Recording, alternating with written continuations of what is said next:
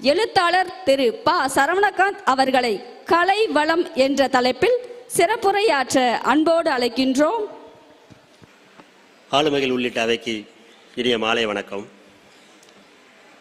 கலை வளம் பேசுறதுக்கு எத்தனையோ வளங்கள் இருக்குது. தொழில் வளம் இருக்குது, இலக்கிய வளம் இருக்குது, இயற்கை வளம் இருக்குது, நீர் வளம் இருக்குது. இதையெல்லாம் விட்டுட்டு கலை வளத்தை பற்றி ஏன் பேசணும் அப்படின்னு தமிழில் ஒரு சொல்லவிட உண்டு இல்லையா? கிடக்கிறது கிடக்கட்டும், கிளவி தூக்கி மனையில் வை அப்படிங்கிற மாதிரி இருக்கிற 1008 பிரச்சனையில் கலையை பற்றி பேச என்ன ஆக போகுது அப்படிங்கிற ஒரு மைண்ட் தாட் எல்லாருக்குமே இருக்கும். நம்ம வாழ்க்கையினுடைய பொருளாதார தேடல்கள்லையும் கலைக்கு அவ்வளோ பெரிய இடம் கிடையாது. இப்போ இப்படி யோசிங்களேன், ஒரு மனிதர் இல்லாட்டி ஒரு தேசம் ஆகப்பெரிய பஞ்சத்தில் வறட்சியில் சிக்கி என்ன செய்யுது? கஷ்டப்பட்டுக்கிட்டு இருக்கு. அடுத்த வேலை சாப்பாட்டுக்கு என்ன செய்யணும்? போராடணும். அங்கே எதுவுமே இல்லை. அந்த தேசத்துலேயோ அந்த மனிதர்கிட்டயோ போய் இப்போ சமீபத்தில் ரிலீஸ் ஆகியிருக்கக்கூடிய ஒரு படத்தில் வந்து பாட்டு நீ கேட்டிருக்கான்னு சொல்லி கேட்டால் அவன் என்ன சொல்லுவான்? போரியா கழட்டி அடிக்கவான்பான். ஏன்னா என்ன செய்கிறாவன்? அதீத வேதனையில் இருக்கான். அவன்கிட்ட இருந்து கலை வெளிப்படாது, கலை ரசிப்பு வெளிப்படாது. ஆனால் என்னுடைய நிலம் எப்படி இருக்குன்னு சொல்லி பார்த்தீங்க அப்படின்னா, உலகிற்கே கலை என்ன செஞ்சுருக்கு? வாரி வழங்கி இருக்கு. எழுத்தாக இருக்கட்டும், பேச்சாக இருக்கட்டும், கவிதையாக இருக்கட்டும், ஆடல் பாடலாக இருக்கட்டும், செயற்பாட்டு கலைகளாக இருக்கட்டும், வாரி வழங்கியிருக்கு. அப்படின்னா இந்த நிலம் எவ்வளவு செழுமையாக இருந்திருக்க வேண்டும்? செழுமையில் இருந்துதான் ஒரு கலை பிறக்க முடியும். செழுமையான மனிதர்களால் தான் கலையை ரசிக்க முடியும். கலைக்கும் மொழிக்கும் ஒரு தொடர்பு உண்டு. மொழி வேறு, உபமொழி அப்படிங்கிறது வேறு. எல்லா மொழியும் ஓசையிலிருந்து பிறந்தது கிடையாது. தமிழ், சுமேரியன், எகிப்து, கிரேக்கம், சீனம், அப்புறம் சமஸ்கிருதம், இந்த மொழிகள்லாம் உலகினுடைய பழமையான மொழிகள். இதில் சீன மொழி மட்டும் என்ன அப்படின்னா, இன்றைக்கு தன் நிலப்பரப்பில் இருக்கக்கூடிய உபமொழிகள் எல்லாத்தையும் சேர்த்துக்கிட்டு தன்னுடைய சொற்களை உருவாக்கி சீன மொழியாக இருக்குது. மற்ற மொழிகள்லாம் வழக்கில் என்ன செஞ்சிருச்சு? உடஞ்சி போயிருச்சு. இன்னைக்கு கிரேக்கம்ங்கிற மொழி தன்னுடைய எழுத்துக்களை, சொற்களை எல்லாம் என்ன செய்யுது? வேறு வேறு மொழிகளுக்கு கடன் கொடுத்துருச்சு. ஆனால் தமிழுடைய செழுமை மட்டும் என்ன செய்யுது அப்படின்னா, ஒரு 3000 ஆண்டுகளாக வருது. கீழடியில் கிடைக்கக்கூடிய ஆதன்கிற பொருள் நம்மளால் புரிஞ்சிக்க முடியுது, ஆதினிங்கிற பொருள் புரிஞ்சிக்க முடியுது, கீழடிங்கிற சொல் நம்மளால் புரிஞ்சிக்க முடியுது. அப்போ என்னுடைய மொழி என்ன செய்யுது அப்படின்னா 5000 ஆண்டுகளாக பயணிச்சுக்கிட்டே இருக்கு. அப்போ ஒரு மொழி 5000 ஆண்டுகள் பயணிச்சுக்கிட்டே இருக்கு அப்படின்னா, இந்த தமிழ் அப்படிங்கிற மொழி வேற எந்த ஒரு மொழியில இருந்தும் பிரிந்து வந்த மொழி கிடையாது. அது ஒளியிலிருந்து உருவான மொழி. இயற்கையாகவே ஒளியிலிருந்து உருவான மொழி. மொழியில் 2 இருக்கும். இயற்கையாகவே உருவாகுவது ஒரு மொழி இன்னொரு மொழியோடு கலப்பினம் செய்து, இன்னொரு ஓசையோடு கலப்பினம் செய்து உருவாகக்கூடியது. உதாரணத்துக்கு சொல்றதா இருந்தால் இந்தி அப்படிங்கிற அந்த பாஷையை எடுத்துக்கலாம். அந்த இந்திங்கிற பாஷையிலிருந்து சமஸ்கிருத வார்த்தைகளையும் உருது வார்த்தைகளையும் எடுத்துட்டோம்னா அங்கே மிச்சம் இருக்கிறது வேறு எதுவுமே கிடையாது. மலையாளம்ங்கிற வார்த்தையிலேருந்து தமிழ் வார்த்தைகளையும் சமஸ்கிருத வார்த்தைகளையும் எடுத்துட்டோம் அப்படின்னா அங்கே எதுவுமே கிடையாது. ஆனால் தமிழ் அப்படிங்கிற மொழியிலிருந்து நீங்கள் கலப்பு சொற்களை எல்லாம் நீக்கிவிட்டாலும் 2000 சொற்கள் என்ன செய்யும்?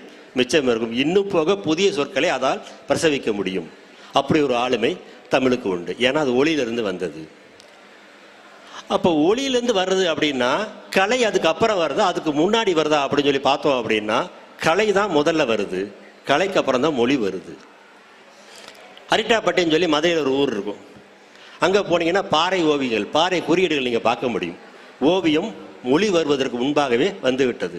ஒரு கோட்டு ஓவியம், ஒரு ஆள் படம், குச்சி மாதிரி படம் போட்டு எதிரில் என்ன செஞ்சுருப்பாங்க? ஒரு யானை படமோ, யானை மாதிரி உருவமுள்ள ஒரு படமோ, பன்றி மாதிரி உருவமுள்ள படமோ வரைஞ்சிருக்காங்க. ஓவியம் மொழி உருவாவதற்கு முன்பே வந்துருச்சு. கருவிகள், புல்லாங்குழலாக இருக்கட்டும், பறையாக இருக்கட்டும், எப்போ வந்துருச்சு? மொழி உருவாவதற்கு முன்பே வந்துருச்சு. ஒரு மிருகத்தினுடைய தோல், இறந்து போன மிருகத்தினுடைய ஒரு தோல் என்ன செய்யுது? வெயிலையும் மழையிலையும் காஞ்சி அதன் மேலே சருகுகள் பட்டு அதுலேருந்து வரக்கூடிய ஒளி என்ன செய்யுது? பறை என்ற ஒரு கருவியை உருவாக்குவதற்கு அவனுக்கு அடிப்படையாக இருக்குது. உருவாக்கிட்டான். மொழி உருவாக்குறதுக்கு முன்னாடி பறை வந்துருச்சு. ஒரு மூங்கில்ல ஒரு வண்டு ஓட்டை போட்டு இன்னொரு ஓட்டை வெளியே வருது. காற்று நைட்டு அது உள்ளே போயிட்டு வெளியே வரும்போது என்ன செய்யுது? நைட்டு ஃபுல்லாக அவனுக்கு சத்தம் கேட்குது. அப்போ குழல் அப்படிங்கிற ஒரு அவனுக்கு வருது. மொழி வந்ததுக்கப்புறம் இந்த கலை என்ன செய்யுது? கலைன்னு அப்போ கிடையாது. மொழி வந்ததுக்கு அப்புறம் இந்த கருவிகள் செம்மைப்படுத்தப்படுகிறது. அப்போ மொழி உருவாகுவதற்கு முன்பே என்னிடம் கலை வந்து விட்டது. காரணம், என்னுடைய மொழி யாரிடமிருந்து கடன் வாங்கவில்லை, அது ஒளியிலிருந்து இயல்பாகவே தோன்றியிருக்கு. நம்ம முதல்வர் ஒரு இடத்துல பேசும்போது சொன்னார், தமிழ் குரங்கு அப்படின்னாரு. குரங்கு தெரியும், அது என்ன தமிழ் குரங்கு அப்படின்னா, இடப்பெயர்வின் மூலமாகவே நாகரிகம் என்ன செய்யுது, தலை தோங்கி வந்திருக்கு. எல்லா இடங்களும் இடப்பெயர்வில் தான் வந்திருக்கு அப்படின்னு. ஆனால் இங்கே கிடைக்கக்கூடிய படிமங்களாக இருக்கட்டும், இரும்பு தாதுகளுடைய அடையாளமாக இருக்கட்டும், கீழடியாக இருக்கட்டும், கொற்கையாக இருக்கட்டும், ஆதிச்சநல்லூராக இருக்கட்டும், இல்லை சிந்து சமவெளி நாகரிகமாக இருக்கட்டும், அது எல்லாமே என்ன சொல்லுது அப்படின்னா, நான் இந்த நிலத்தில் மூதாதையராக இருந்து வந்திருக்கேன். நான் வேறு இடத்துலேருந்து இங்கே வரல, வேறு இடத்துல இங்கே வந்து என் கூட சேர்ந்து இருக்கலாம், ஆனால் நாங்கள் இங்கே இருந்திருக்கிறோம். இந்த நிலத்தினுடைய மொழி என்ன செய்யுது, இங்கே இருந்து உருவாகி இருக்கு அப்படிங்கிற சொல்லாடலை குறிக்கக்கூடியது தான் தமிழ் குரங்கு அப்படிங்கிறது சொல். கலை கொண்டாடும் சமூகம் இருக்கு இல்லையா, அது ஆகச் சிறந்த சமூகம். கலையே இல்லாத சமூகம் ஒரு வறட்சியான சமூகம். நம்ம தமிழ் சமூகம் கலையை தூக்கி தூக்கி கொண்டாடிய சமூகம். ஆயக்கலைகள் 64 இங்கே சொல்லியிருக்கிறாங்க. ஆயக்கலைகள் 64 அப்படின்ட்டு. அது என்னன்னு கொஞ்சம் கூர்ந்து கவனித்தோம் அப்படின்னா, நாம் அன்றாடம் செய்யக்கூடிய எல்லா செயல்களுமே தமிழ் என்ன செய்யுது, கலையாக கன்வெர்ட் பண்ணிடுச்சு. எல்லாமே கலை தான். இப்போ யோசிச்சு பாருங்க, என்னுடைய அம்மா என்னுடைய மனைவி என்ன செய்கிறாங்கன்னு எனக்கு டெய்லி சமைச்சு கொடுத்துக்கிட்டே இருக்கிறாங்க. என் அம்மா தன் மரணத்திற்குள்ளே என்ன செஞ்சுருக்கலாம், எங்கள் வீட்டில் எல்லாருக்கும் ஒரு 30,000 தோசை சுட்டுருக்கலாம், ஒரு 45,000 சப்பாத்தி போட்டிருக்கலாம். என்னுடைய அம்மா சமையல். எப்போ அந்த சமையல்ங்கிறது இன்னொருத்தருக்கு என்ன செய்யுது, சமையல் கலைஞராக ப்ரொமோஷன் ஆகுதுன்னு சொல்லி பார்த்தீங்கன்னா, அந்த சமையலை செய்து அதை இன்னும் கொஞ்சம் அழகாக செய்து இன்னும் கொஞ்சம் பெரிதாக செய்யும் போது அவர் சமையல் கலைஞராக மாறிவிடுகிறார். ஆயக்கலைகள் 64 சமையல் ஒரு கலையாக இருக்குது, கோலம் போடுறது ஒரு கலையாக இருக்குது, சிலம்பாட்டம் ஒரு கலையாக இருக்குது, பேசுறது கலையாக இருக்குது, பேசுறதை கேட்கறது ஒரு கலையாக இருக்குது. அப்போ இந்த தமிழ் சமூகம் எப்படி பழக்கப்படுத்திருக்கு அப்படின்னா, எல்லாமே கலை. இப்போ நாம் எல்லாம் கூடிங்க உட்காந்துருக்கோம் இல்லையா, இது ஒரு கலையாடல். ஒருத்தர் இங்கே பேசுகிறாரு, இங்கே பேசுகிறவர் ஒருத்தர் அறிமுகப்படுத்துகிறாரு, பேசுகிறதெல்லாம் நாம் உட்காந்து கேட்குறோம், கேட்குறதுல எது சரி எது தப்புன்னு எடுத்துக்கிறோம் இல்லையா. இந்த பகுப்பாய்வு முதற்கண்டு எல்லாமே கலை அப்படிங்குது. இந்த ஆயக்கலைகள் 64 பிரித்து பார்ப்போம். எப்படின்னா, அந்த கலைகளில் கல்வி சார்ந்த கலைகள் மட்டுமே 8 இருக்கு, ஆட்சி சார்ந்த கலைகள் 3, போர் சார்ந்த கலைகள் 10, கலையாகவே 7, பொழுதுபோக்கு 9, இயற்கை 4, உடல் சார்ந்த கலைகள் 4, மூளை வேலை 9, வானம் 5, மாயம் 5. எல்லாமே கலைகள். உடல் சார்ந்த கலைகள்லாம் என்ன அப்படின்னா, உடற்பயிற்சி செய்கிறது கூட அவன் என்ன செய்கிறான், கலையாக கன்வெர்ட் பண்ணுறான். அவனுக்கு வேலைன்னு ஒன்று கிடையவே கிடையாது, எல்லாமே கலை சார்ந்தது, அழகியல் சார்ந்தது.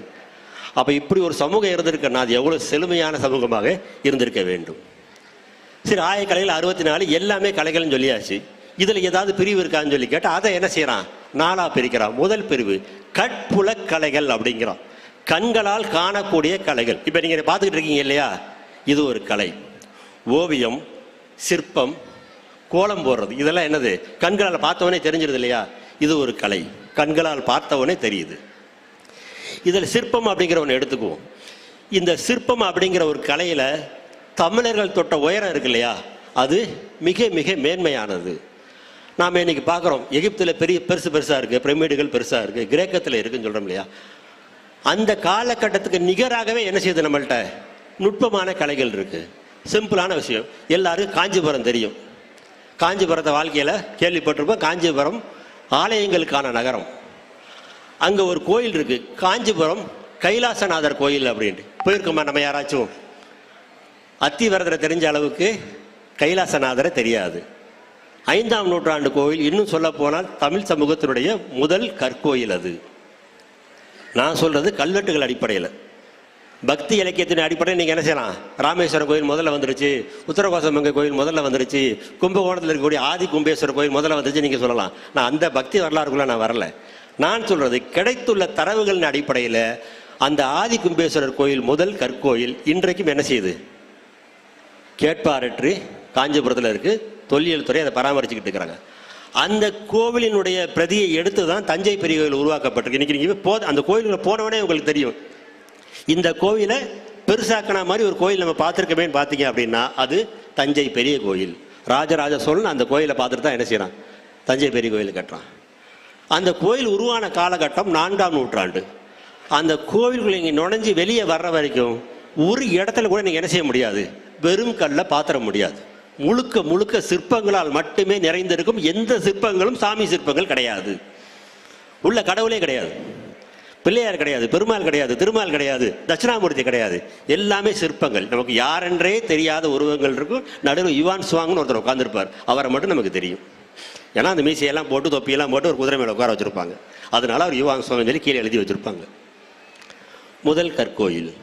அப்போ அதுக்கு முன்னாடி கோவில் எப்படி சார் இருந்துச்சு அப்படின்னு சொல்லி கேட்டோம் அப்படின்னா, அதே குடைவுகளை என்ன செஞ்சுருக்காங்க, மரத்தில் உருவாக்கியிருக்காங்க. இன்றைக்கி கேரளாவில் நீங்கள் போனீங்கன்னா எல்லா கோயிலும் மர கோயில்களாகவே இருக்கும். மரத்தில் சட்டம் வச்சுருக்கும் இல்லையா? தமிழ் சமூகத்தில் இருந்த முதல் ஆலயங்கள் மரத்தால் உருவாக்கப்பட்டவை. கற்களால் உருவாக்கப்பட்டதுக்கு அப்புறம் அந்த மரங்கள் யார் வீட்டுக்கு விறகாக சென்றதோ தெரியவில்லை. இன்றைக்கி இருக்கிறது எல்லாமே கற்கோயில். அடுத்தது அரங்காடல் கலைகள். இசை, நடனம், சொற்பொழிவு, இதெல்லாம் அரங்கத்தில் நிகழ்த்தக்கூடிய கலைகள். எழுத்துக்கலைகள், கதை எழுதுறது, கவிதை எழுதுறது, எழுத்துக்கலைகள். விளையாட்டு கலைகள் அப்படின்ட்டு இன்றைய சமூகத்தில் போட்டி தெரியுமே தவிர விளையாட்டு தெரியாது. நல்லா யோசிச்சு பாருங்க. கிரிக்கெட் போட்டி, கபடி போட்டி, எல்லாமே போட்டி. ஆனால் இந்த சமூகத்தில் மட்டும்தான் விளையாட்டுன்னு ஒன்று வச்சுருக்கான். தோக்கிறதும் கிடையாது, ஜெயிக்கிறதும் கிடையாது. ஜஸ்ட் என்னது, ரிலாக்ஸேஷன். வா 2 பேர் சேர்ந்து விளையாடுவோம். இங்கே போட்டி கிடையாது. இந்த கலைகளும் என்ன செய்யுது, நம்ம தமிழ் சமூகத்தில் இருந்திருக்கு. அப்போ கலைகளை இவ்வளோ தூரம் உருவாக்கி வச்சிருக்கக்கூடிய, செய்யக்கூடிய எல்லாத்தையும் கலைகளாக மாற்றி வச்சிருக்கக்கூடிய ஒரு சமூகம் இசையில் என்ன பங்களிப்பு கொடுத்துருக்கு அப்படின்னு சொல்லி யோசித்தோம் அப்படின்னா, இன்றைக்கி நம்ம என்ன செய்கிறோம், சூப்பர் சிங்கர்னு ஒரு நிகழ்ச்சி பார்க்குறோம். அந்த சூப்பர் சிங்கர் நிகழ்ச்சியில் என்ன வருது, அது 2-3 சேனலில் போட்டுக்கிட்டு இருக்கிறாங்க. ஒரு குழந்தை வந்து என்ன செய்யும், சங்கீதம் என்றாலே என்னன்னு தெரியாது. அதாவது ஆரோகணம், அவரோகணம், அந்த லஜமம், சுருதி எதுவுமே தெரியாமல் தென் கேள்வி ஞானத்தால் மட்டுமே பாடக்கூடிய ஒரு குழந்தை வந்து என்ன செய்யுது, அங்கே நல்லா பாடுது. அந்த பாட்டை கேட்டு எல்லோரும் கை தட்டுறாங்க. உடனே ஜட்ஜி என்ன செய்வார், இது இந்த சுருதியில் இந்த இடத்துல பிசகிருச்சு, இந்த லஜமம் கொஞ்சம் மேலே போயிருக்கணும், இந்த மத்தியமம் கொஞ்சம் கீழே இறங்கிருச்சு அப்படின்னு சொல்லுவாங்க. இது எல்லாமே நமக்கு என்ன சொல்லுவாங்கன்னா, கர்நாடக இசை அப்படின்னு நமக்கு திரும்ப திரும்ப பதிய வச்சுக்கிட்டே இருப்பாங்க. ராகமாக பாடுவது எல்லாமே கர்நாடக இசை. கர்நாடக இசை திரும்ப திரும்ப திரும்ப திரும்ப டிவியில், சினிமாவில், சங்கராபரண படமாக இருக்கட்டும், சிந்து பைரவி படமாக இருக்கட்டும், அவர் கர்நாடக சங்கீதம் என்ன செய்வார், நீட்டாக பாடுவார் அப்படின்ட்டு. சரி, உருவான நூற்றாண்டு என்னடான்னு சொல்லி கேட்டோம் அப்படின்னா, கர்நாடக சங்கீதம் உருவான நூற்றாண்டு 18. அதற்கு முன்னாடி இங்கே ராகங்களே கிடையாதா, பாடல்களே கிடையாதா? நன்றி. அதுக்கு முன்னாடி இங்கே ராகங்களே கிடையாதா, பாடல்களே கிடையாதான்னு கேட்டால் 15ஆம் நூற்றாண்டில், 18ஆம் நூற்றாண்டுலேருந்து 3 நூற்றாண்டு பின்னாடி போனோம் அப்படின்னா, முத்து தாண்டவர், மாரிமுத்தா பிள்ளை, அருணாச்சல கவிராயர்னு சொல்லி ஒரு 3 பேர் இருக்கிறாங்க. இந்த 3 பேர் இவர்களுக்கு 3 நூற்றாண்டுகளுக்கு முன்பாகவே என்ன செய்கிறாங்க, ராகங்களை குறித்து, பன்னிசைகளை குறித்து உருவாக்கி எழுதி வைத்திருக்கிறார்கள். அதனுடைய நீட்சி தான் என்ன செய்யுது, கர்நாடக சங்கீதமாக மாறுது. சங்கராபரணம் ராகம் சொல்லுவாங்க. தமிழ் அதனுடைய பேர் பழம் பஞ்சுரம். காம்போதி சமஸ்கிருதத்தில், கர்நாடக சங்கீதத்தில் ஒரு சமஸ்கிருத பேரில் இருக்கக்கூடிய ஒரு ராகம். தமிழில் அதற்கு பேர் தக்கேசி. மத்தியமாவதி கர்நாடகத்தினுடைய அந்த கர்நாடக இசையுடைய மிக புகழமாற்ற ஒரு ராகம். தமிழில் அதற்கு பேர் செந்துருத்தி. என்கிட்ட அது இருக்கு, என்கிட்ட இருக்கிற ஒன்றை எனக்கு ஆட்சி செய்கிற ஒருத்தை எடுத்துக்கிட்டு என்ன செய்யறான், பேரை மாற்றி மறுபடியும் என் கையில் கொண்டு கொடுக்குறான். அது கர்நாடக இசை. இப்பயும் நான் செஞ்சுக்கிட்டே இருக்கிறேன். தமிழில் இருக்கக்கூடிய பல சித்தர்களுடைய பாடல்கள், திருவாசகத்துடைய பாடல்கள், திருப்பாவையுடைய பாடல்கள் எல்லாமே நீங்கள் வாசிக்கும் போதே ஒரு ராகத்தில் வந்து உட்காரும். முத்தை தரு பத்தி திறனுக்கு யார் வாசித்தாலும் அந்த ராகத்தில் தான் நீங்கள் வாசிக்க முடியும். முத்தை தரு பத்தி திறன் அந்த பாடல் ஃபுல்லாக இருக்கு இல்லையா, நீங்கள் ஃபுல்லாக வாசிச்சு பாருங்க, உங்களுக்கு ராகம் தெரிய வேண்டாம், ஆனால் அந்த ராகத்தில் வந்து உட்காரும். எழுதப்பட்ட நூற்றாண்டு பின்னாடி போகுது. அப்போ இந்த ராகம் அப்படிங்கிற ஒரு கலை இருக்கு இல்லையா, ஒரு இசைத்தன்மை இருக்கு இல்லையா, அதை கொடுத்தது என்னுடைய நிலம். அதை மாடிஃபை பண்ணது வேணா பின்னாடி வந்த மும்மூர்த்திகளாக இருக்கலாம், ஆனால் உருவாக்கியது என்னுடைய தமிழ் நிலம், என்னுடைய தமிழர்கள். இசைக்கருவிகள் எடுத்துக்குவோம். இசைக்கருவிகள் நமக்கு நிறைய இசைக்கருவிகள் தெரியும். பியானோ தெரியும், கிளாரினெட் தெரியும், சாக்ஸோஃபோன் தெரியும், ஏகப்பட்ட இசைக்கருவி தெரியும் இல்லையா. ஆனால் அடிப்படையில் 3 இசைக்கருவிகள் தான் இருக்கு. ஒன்று தோளில் அடித்து ஓசை எழுப்பக்கூடிய கருவிகள், காற்றால் ஊதி ஓசை எழுப்பக்கூடிய கருவிகள், கம்பிகளை இசைத்து ஓசை எழுப்பக்கூடிய கருவிகள். இந்த 3 தான் இருக்கு. இதை 3 தவிர உலகத்தில் வேறு இசைக்கருவியே கிடையாது. பாடுறது ஒன்று இருக்கு, தொண்டையிலிருந்து சத்தம் எழுப்புறது ஒன்று இருக்கு. இந்த 3 இசைக்கருவிகள் தான் இருக்கு. இந்த 3 இசைக்கருவிகளுக்கு முதல் இசைக்கருவி ஒன்று இருக்கும் இல்லையா. தோல் இசைக்கருவிகளுக்கான முதல் இசைக்கருவி பறை, உருவான நிலம் என்னுடைய நிலம். காற்று கருவிக்கான முதல் இசைக்கருவி புல்லாங்குழல், உருவான நிலம் என்னுடைய நிலம்.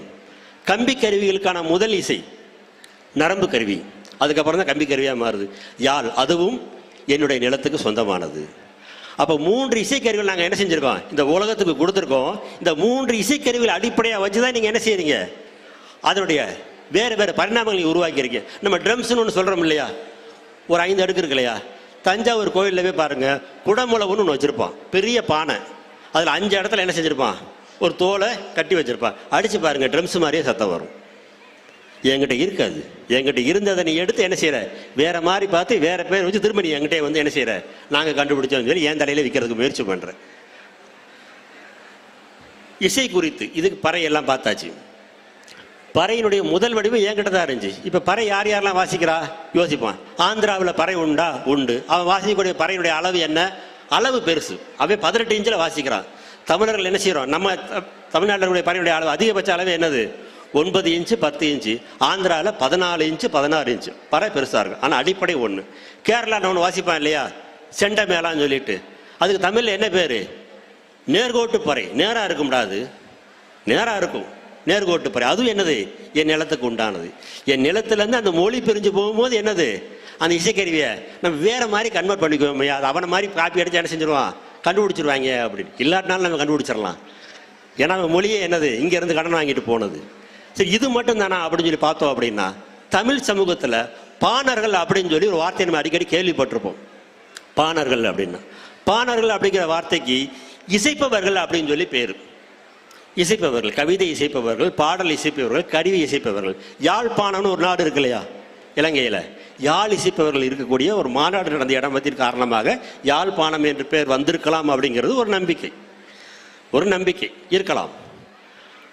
இந்த பாணர்கள் யார் அப்படின்னு சொல்லி பார்க்குறோம் அப்படின்னா, சங்க இலக்கியங்கள் எல்லா இடத்துலையும் என்ன செய்யுது, இந்த பாணர்களை பற்றின குறிப்பு வந்துக்கிட்டே இருக்கு. சரி, என்ன குறிப்பு வருது சொல்லி பார்த்தோம் அப்படின்னா, இந்த பாணர்கள் எல்லாம் பசிக்கு கஷ்டப்படுறாங்க, சாப்பாட்டுக்கு கஷ்டப்படுறாங்க அப்படிங்கிற மாதிரியே திரும்ப திரும்ப குறிப்பு வரும். எத்தனை இடங்கள் குறிப்பு வருதுன்னு பார்த்தோம்னா, ஏறத்தாழ 32 இடங்கள்ல என்ன செய்யுது, இந்த பாணர்கள் பசியால் இருக்கிறாங்கன்னு சொல்லி குறிப்பு வருது. பாணன் பசிப்பகைஞன், பாணன் ஓப்பசி தீர்த்தனன் அப்படின்னு சொல்லி வருது. இன்னொரு பாடல் என்ன வருது அப்படின்னா, பாணனுக்கு என்ன செய்யணும், சுட்ட முயலையாவது கொடுத்துடணும்னு சொல்லி ஒரு புறநானூற்று பாடல் இருக்கு. சுட்ட முயல், இன்னைக்கு அது காஸ்ட்லி கறி, ஆனால் அந்த காலத்தில் விலை ரொம்ப கம்மி போல. பாணனுடைய பாடலுக்கு நான் என்ன செய்யணும், சுட்ட முயலையாவது கொடுக்கணும் அப்படிங்கிறாங்க. அப்போ இந்த பாணர்கள் அப்படிங்கிறது யாரு, புலவர்கள் அப்படிங்கிறது யாரு, 2 கேள்வி இருக்கு. பாணர்கள் இருந்த காலகட்டத்திலேயே கபிலர் இருந்திருக்கிறாரு, புலவர்கள் இருந்திருக்கிறாங்க. அப்போ பாணர்கள் முதல்ல உருவாகி அப்புறம் என்ன செய்கிறாங்க, அவங்க வீழ்ச்சியை நோக்கி வந்து புலவர்கள் அப்படிங்கிற சந்ததி என்ன செய்யுது, உருவாகுது. இப்போ பாணர்கள் யாரு, ரொம்ப சிம்பிள். உங்கள் ஊரில் ஒரு ஆயாமா ஒரு பாட்டு பாடுவாங்களா, அவங்களே ஒரு சந்தம் வச்சு ஒரு பாட்டு பாடுவாங்களா, இட்டு கட்டி பாட்டு பாடுவாங்களா? இன்னைக்கு சினிமாவில் கானா பாட்டு ஒன்று பாடுறானா, இவங்க 2 பேரும் தான் பாணர்கள். இலக்கண விதி இல்லாமல் தனக்கு என்ன தோணுதோ அதை என்ன செய்கிறாங்க, அவங்க பாடுறாங்க. அவர் தான் பாணர். இப்போ யோசிச்சு பாருங்க, கானா பாட்டு பாடுறவன் என்ன செய்வான், அவனுக்கு முன் தயாரிப்பு ஏதாச்சும் இருக்குமா? சும்மா வருகிறான், கூட்டத்தை பார்க்குறான், கூட்டத்தை பார்த்து என்ன செய்கிறான், அதான் ஒரு காக்கா போகுது பார் சோக்கான்னு சொல்லி என்ன செய்வான், டைமிங்காக ஒரு பாட்டு எழுதுறாலே. இதுதான் பாணர்களாக இருந்திருக்கலாம். ஏன் அப்படின்னா, இந்த பாணர்கள் வகையில் சாப்பன் அப்படின்னு சொல்லி ஒருத்தங்க இருந்திருக்கிறாங்க. சாப்பன் அப்படிங்கிற அவங்க யார் அப்படின்னா, இறந்த வீடுகளில் பாடுபவர்கள். நம்ம பாஷையில் சொல்கிறதா இருந்தால் ஒப்பாரி பாட்டு பாடுறவங்க. இப்போ யோசனை பண்ணி பாருங்க, ஒப்பாரி பாட்டு பாடுறவங்க உட்காந்து இலக்கண விதியோட எழுதிட்டா வந்து பாடுவாங்க. அந்த வீட்டுக்கு வர்றாங்க, எப்பா இவர் இப்படிப்பட்ட ஆள், இவர் சோக்கா வாழ்ந்தார், இவர் இப்படிலாம் இருந்தாருன்னு சொல்லுங்க. கேட்டுட்டு அவங்க என்ன செய்கிறாங்க, அவங்களுடைய உருவத்தை வச்சு என்ன செய்கிறாங்க, அவங்க ஒரு பாடல் உருவாக்குறாங்க இல்லையா? அப்போ என்னுடைய ஒப்பாரிக்கலையும் இன்றைக்கு இருக்கக்கூடிய கானாவும் நாட்டுப்புறத்தில் பாடக்கூடிய பாடல்களுடைய யாருடைய நீட்சி அப்படின்னு சொல்லி பார்த்தோம் அப்படின்னா, பாணர்களுடைய நீட்சியாகத்தான் என்ன செய்யுது, இந்த பாடல்கள் இருக்கு. அப்போ கலை என்ன செய்யுது, எவ்வளோ நீண்டு நெடுஞ்சு என்ன செய்யுது, பறை வந்துக்கிட்டே இருக்கு. அப்போ என்னுடைய கலை என்ன செய்யுது அப்படின்னா, மொழி உருவாவதற்கு முன்பாகவே உருவான இந்த கலை என்ன செய்யுதுன்னா, மாறி மாறி என்ன செய்யுது, மக்களுக்கு மகிழ்விக்கிறதுக்கு வேறு வேறு வடிவங்களில் திரும்ப திரும்ப எங்கிட்ட வந்துக்கிட்டே இருக்கு. ஆனால் நான் என்ன நினச்சிக்கிறேன் அப்படின்னா, இதெல்லாம் வெளியே இருந்து ஒரு காக்கா தூக்கிட்டு கொண்டு வந்து என்கிட்ட போட்டுச்சுன்னு சொல்லி நான் நம்புகிறேன். ஒரு காக்கா கொண்டு வந்து என்கிட்ட கலையை போட்டுருச்சு, கர்நாடக சங்கீதத்தை கொண்டு வந்து கொடுத்துட்டாங்க, பறைங்கிறது வேற யாரோ உருவாக்குனது அப்படின்ட்டு. இந்த சமூகம் கலையால் ஆன சமூகம். ஏன் இதை திரும்ப திரும்ப நான் பதிவு பண்ணுறேன் அப்படின்னா, ஒரு கலையை உருவாக்கி கொண்டாடி மகிழ்ந்து கொண்டிருக்கிற சமூகம் என்னவா இருக்கணும், தன்னுடைய வாழ்க்கையில் முழு நிறைவை அடைஞ்சிருக்கணும். முழு நிறைவை அடையாத சமூகத்தால் ஒரு கலையை உருவாக்க முடியாது. தத்துவத்தை உருவாக்க முடியும். வலிகளாலும் வறட்சியாலும் பாதிக்கப்பட்ட ஒரு சமூகம் தத்துவத்தை உருவாக்க முடியும். கார்ல் மார்க்ஸ் உருவாக்கினார் இல்லையா? தத்துவத்தை உருவாக்க முடியும். ஆனால் கலையை உருவாக்குவதற்கு ஒரு சமூகம் என்னவா இருந்திருக்கும்னா, செம்மையான ஒரு வாழ்வு வாழ்ந்திருக்க வேண்டும். அப்போ திரும்பி பார்க்கும்போது என்னுடைய சமூகத்தில் இருக்கக்கூடிய எல்லா கலைகளுமே எதோடு ஒன்று இருக்கு அப்படின்னா, இயற்கையோடும் கொண்டாட்ட மனநிலையோடும் என்ன செய்யுது, ஏந்திருக்கு. பிறந்து தாலாட்டு பாடுறதுலேருந்து இறந்து போய் ஒப்பாரி பாடுற வரைக்கும், கல்யாண வீடுகளில் வாழ்த்து பாடல் பாடுறதுலேருந்து நண்பர்கள் கூடி கொண்டாடுதல் வரைக்கும் இங்கே என்னவா இருக்கு, கொண்டாட்ட மனநிலையிலே இருக்கு. சிம்பிளான விஷயம். கன்னியாகுமரியிலேருந்து என்ன செய்வோம், கார் எடுப்போம், பெட்ரோல் போட்டுக்குவோம், டோல்கேட்டுக்கு 2000 ரூபா தனியாக எடுத்து வச்சுக்குவோம். ஏன்னா அவங்க பிடிங்கிடுவாங்க. அங்கேருந்து கிளம்பி வருவோம். ஒவ்வொரு 50 கிலோமீட்டரில் வண்டியை நிப்பாட்டி ஊருக்குள்ளே போய் அந்த ஊரில் ஒரு அம்மன் சாமி இருக்கும் இல்லையா, அந்த சாமிக்கு அவங்க வாசிக்கக்கூடிய வாசிப்பு என்னன்னு சொல்லி கேளுங்க, வேறையா இருக்கும். ஒரே தவில் மதுரையில் வாசிக்கக்கூடிய நடை வேறு, திருநெல்வேலி வாசிக்கக்கூடிய நடை வேறு, தஞ்சாவூரில் வாசிக்கக்கூடிய நடை வேறு. பறை மதுரையில் வாசிக்கக்கூடிய நடை வேறு, கோயம்புத்தூரில் வாசிக்கக்கூடிய நடை வேறு. பம்பைன்னு ஒரு கொட்டு இருக்கும், பம்பை கொட்டுன்னு சொல்லுவாங்க. அது திருநெல்வேலி பகுதியில் வாசிப்பாங்க, அடுத்து தஞ்சாவூரில் வாசிப்பாங்க. இவங்க வேற நடையில் வாசிப்பாங்க, அவங்க வேற நடையில் வாசிப்பாங்க. கலை ஒன்று, வாசிக்கின்ற முறை வேறு. இங்கே கலை அப்படிங்கிறது இறைவனோட தொடர்பு படுத்துறது பக்தி இலக்கியத்துக்கு அப்புறம் தான். அதுக்கு முன்னாடி கலை என்னவா இருந்துச்சு, சக மனிதர்கள் கூடி கொண்டாடும் நிகழ்வாக மட்டுமே இருந்தது. அதுதான் என் சமூகத்துடைய கொண்டாட்டத்திற்கான மனநிலை. காலையில் விடியறதுக்கு முன்னாடி வேலைக்கு போயிடுவோம், விடிஞ்சு சாயங்காலம் வந்து என்ன செய்வோம், கலையோடு கொண்டாடுவோம், ஆடல் பாடலோடு கொண்டாடுவோம் அப்படின்ட்டு. அப்போ என்னுடைய சமூகம் கலையால் வளர்ந்த சமூகம், கலையை வலுத்த சமூகமும் கூட. இன்னைக்கு நான் என்ன செய்யலாம், கொஞ்சம் தள்ளி நிற்கலாம், ஆனால் அந்த கொண்டாட்ட மனநிலையை கூட இன்னும் இருந்துக்கிட்டே இருக்கு. எங்கேயோ ஒரு பறைசி கேட்டால் என்ன செய்கிறேன், எனக்குள்ள ஒரு பீட்டு எந்திரிக்குது. நான் போகிற வழியில் எங்கேயோ செண்டை மேலே வாசிச்சாங்கன்னா அங்கே வண்டி என்ன செய்யுது, ஸ்லோ பண்ணுது.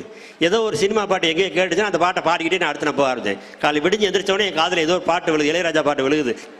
அன்றைக்கி ஃபுல்லாக அந்த பாட்டு தான். யோசித்தால் என்னுடைய ஜீனில் கலந்துருக்கிறது கலை, ஆடல் பாடல் இசை நடனங்கிற கலை. அதனுடைய நீட்சி தான் நான். என் சமூகம் கலையாலான சமூகம், நான் கலைகளால் வளர்க்கப்பட்டவன். இதனை மைண்டில் வச்சுக்கிட்டாலே போதும், நம்ம சந்தோஷமாக இருக்கலாம். நன்றி, வணக்கம்.